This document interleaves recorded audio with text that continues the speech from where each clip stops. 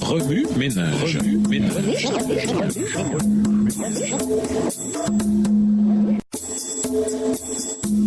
Remue ménage.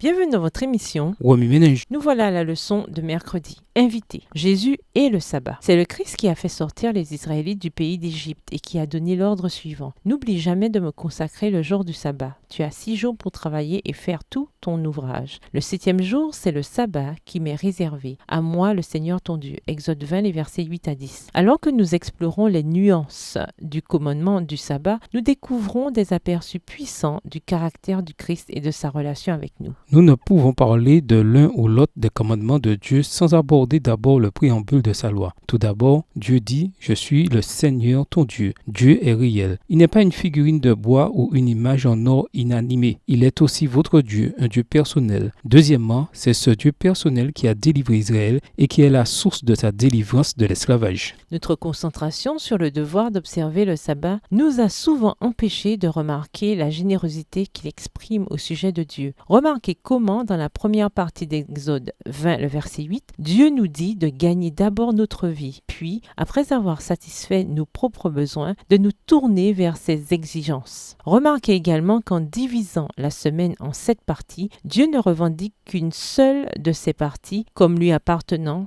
tout en nous permettant d'utiliser les 6 autres pour nous-mêmes. Autre élément révélateur de la générosité de Dieu, l'attention qu'il porte aux besoins de ceux qui ont tendance à passer inaperçus. Le commandement du sabbat comprend le respect des serviteurs, du bétail et des étrangers, bien que les bêtes de somme puissent échapper à l'esprit de leurs propriétaires. Dieu se souvient qu'elles ont également besoin de repos. Le sabbat sert de grand égalisateur pour le serviteur, l'étranger et le propriétaire, montrant la généreuse préoccupation de Dieu pour tous. Un autre attribut divin qui émerge dans le commandement d'observer le sabbat est l'attention que Dieu porte aux détails. Il ne nous dit pas seulement d'observer le sabbat, mais fournit aussi la double exigence sur la façon de l'observer. Tel un comptable méticuleux, il établit un budget pour chaque jour de la semaine, nous montrant ainsi comment ne pas perdre le moindre instant. Alors que beaucoup considèrent le 4e commandement de Dieu comme traitant du repos, il est facile pour certains de saisir l'image plus complète de l'ordre de travailler également. Travailler pendant 6 jours fait autant partie du commandement de Dieu que se reposer le 7e jour. Une partie de l'observation du sabbat consiste à se souvenir perpétuellement et à vivre en vue du prochain jour de repos. L'observation du sabbat implique de garder ce jour en tête ou de nous souvenir de lui. Mémoriser quelque chose et le stocker perpétuellement dans la mémoire est un exercice de l'esprit. Pendant les 6 jours de travail, notre esprit travaille en prévision et en préparation du sabbat qui approche. L'énergie mentale s'exerce pour s'assurer qu'une préparation adéquate a eu lieu dans la gestion de l'entreprise, de la famille et de la société. Nous planifions de manière à pouvoir nous reposer. Le corps travaille lui aussi. Nous allons au travail, nous courons dans tous les sens, nous sommes occupés ici et là, nous acquittons des tâches nécessaires pour accomplir notre devoir avec succès. En 6 jours, nous ne nous contentons pas de réfléchir, nous faisons aussi tout notre travail. Mais le jour du sabbat, nous nous reposons. Notre corps est appelé à cesser son labeur et notre esprit aussi. L'ordre de permettre aux serviteurs, au bétail et à l'étranger de se reposer peut avoir une double bénédiction. Pendant que leur corps se repose, l'esprit de ceux qui dirigent leurs travaux se repose également. Nous ne pouvons surpasser Dieu. En plus de son travail personnel, il porte aussi le fardeau de notre propre labeur. Paul dit « Menez à bien votre salut humblement avec respect, car Dieu agit parmi vous. Il vous rend capable de vouloir et de réaliser ce qui est conforme à son propre plan. » Philippiens 2, versets 12 et 13. Dieu participe à nos travaux. Il dit, et sachez-le, « Je vais être avec vous tous les jours jusqu'à la fin du monde. » Matthieu 28, verset 20. Alors que Jésus travaille en nous, il nous demande aussi de nous reposer en lui. Son invitation est la suivante.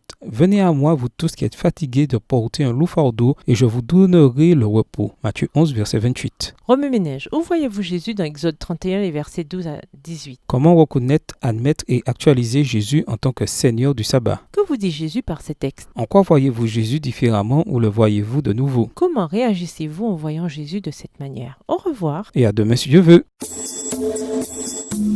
Remue ménage. Remue ménage.